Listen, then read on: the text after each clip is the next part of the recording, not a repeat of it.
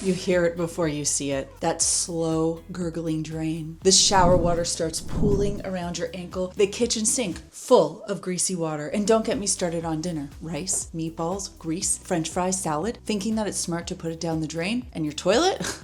Let's not even go there. Vom. It's a frustrating, disgusting, and seemingly endless cycle. It's an expensive fix, but it's easy to prevent. And that's what we're going to talk about today. And most clogs, they don't just happen overnight. They build up gradually, layer by slimy layer, from all the gunk that we send down our pipes every single day. Then you've got a rough few hours ahead of you or an expensive call to your plumber. And we all know how terrifying it is to open the door for Lou the Plumber.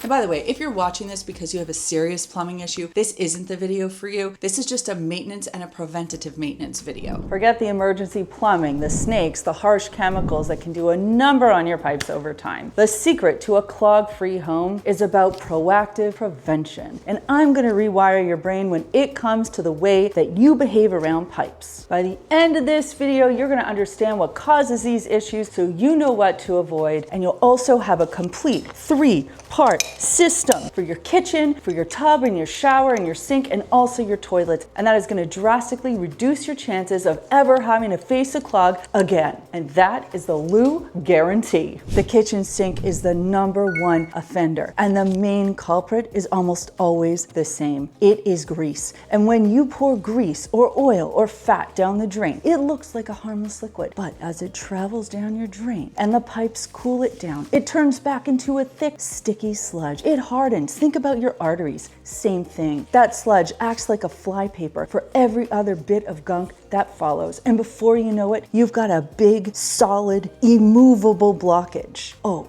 and it smells. So the first rule of our new routine is absolute. Never pour grease down the drain. Like, not ever. If you have a lot of grease in the pan, wipe it down with a paper towel first, dispose of the paper towels, and then proceed to clean the pan. Now, if there's a lot of oil, you can use the tinfoil trick, which is essentially remove anything from your sink, line the sink with some tinfoil, and make a little divot in the center. Then what you're going to do is pour all of that oil into the divot with the tinfoil. That way, it's not going to go down the drain, and then you can use paper towel to continue to wipe out the pan. Once it's done, you're gonna put the paper towel into the tin foil, gently crumple it up, and dispose of it. But we can't stop there because tiny amounts of grease are still gonna make their way down the drain from our dishes. That's where the preventative maintenance is gonna come in. First, make sure that you have a sink strainer. This cheap little gadget sits over your drain and catches food scraps before they enter your pipes. You wanna scrape your plates into the trash or compost and then rinse. Now you just want to remember to empty the strainer, or you can use it as a little snack, whatever you desire. Man, that's gross. Second, if you have a garbage disposal, you want to use this wisely. Don't overload it, especially with starchy or fibrous stuff like potato peels, rice, or coffee grounds that can kind of form a thick paste. And here's the key. When you're using your food disposal, you always want to use cold water and not hot. Cold water helps to keep residual grease in solid form so that the blades can chop it up and send it on its way rather than, creating a new sticky coating for your pipes. But remember, this is for trace amounts, and the main goal here is to keep grease out of your sink and your drains entirely. You may want to consider a product like Active Disposal Cleaner tablets. This powerful foam cleans drains and disposals. It penetrates residue and grime buildup, it removes odors, and it maintains your disposal's performance. It's also safe for septic tanks. And now for the core of the kitchen maintenance routine, the weekly flush and the monthly refresh. Once a week, you want to fill a kettle with water, bring it to a boil, and once it's boiled, pour it down the drain. This helps melt and flush away any minor grease that's just starting to build up. Now, word of caution, if your pipes are older or you're worried about plastic components under the sink, what you can do instead is just run hot water from your faucet, let it go for a couple of minutes. It'll do the same thing, but it has less risk. Once a month, it's time for a refresh. Instead of harsh chemical cleaners, we're gonna use something milder. We're gonna go with Enzyme Cleaners. And this is just an enzyme drain stick. You're gonna put the stick in the drain and then you're just gonna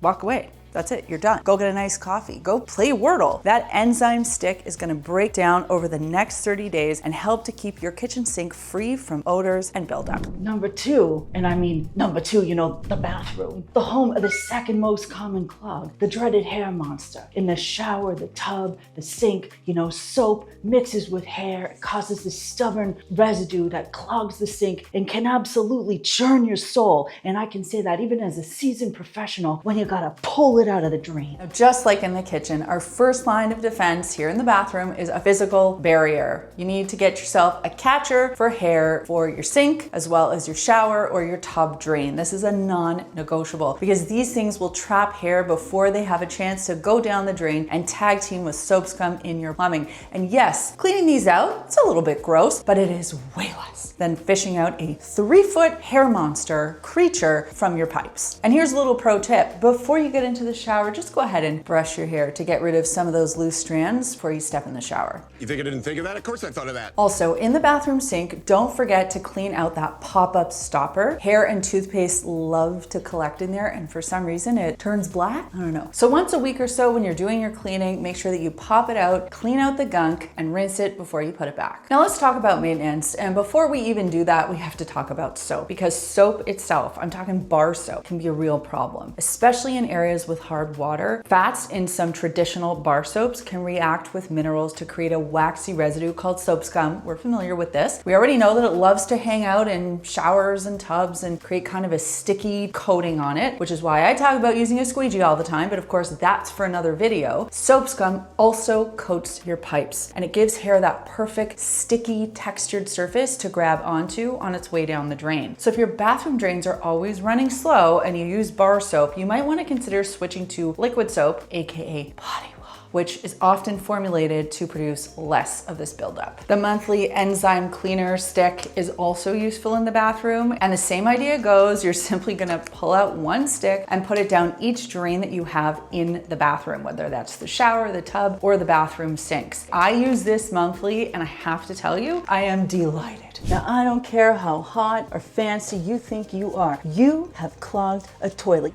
No, I didn't.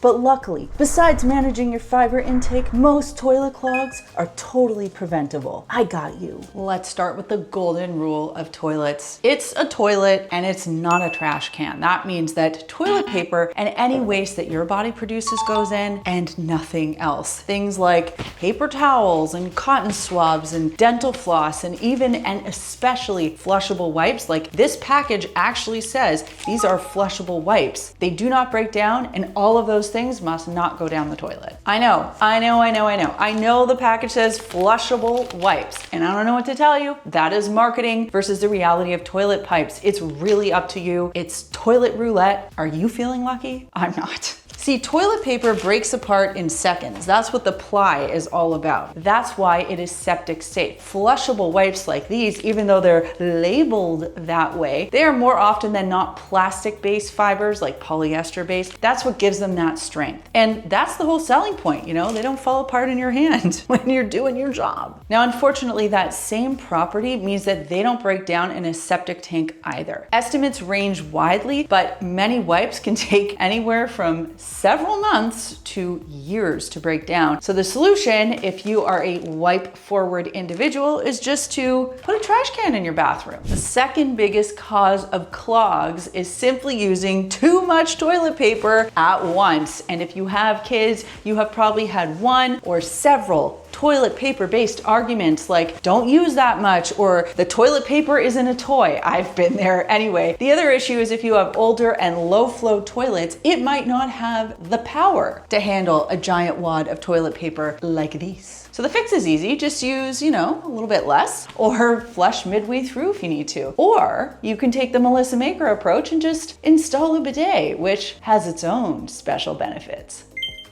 Yeah, boy. And if clogs are a constant battle, you might want to consider an even thinner, quicker dissolving brand of toilet paper. One ply, I see you. I personally have also found that flushing and holding down the flusher for a few extra seconds after a big business deal helps to really clear the bowl and prevent clogs. Really helps to send a big boy on his way. If you're noticing frequent clogs or slow flushes on the regular, it could be buildup in the pipes or a deeper issue in the system, and you're either going to need a more aggressive product or perhaps a visit from Lou the Plumber to clear the issue if you're not handy. Now, another thing to check, especially if you have hard water, is the mineral buildup underneath the toilet rim. You know, those little holes where the water comes out? Those are called jet holes, and they are key to a powerful flush. Now, if they get clogged with mineral deposits, it instantly means that your flush is going to get weaker and clogs are more likely. So during your regular bathroom toilet cleaning, get yourself a small brush. Obviously, this one's for the toilet and not the teeth. Or you can use a small piece of wire and just clean out those little holes, because at the end of the day, a stronger flush means fewer problems.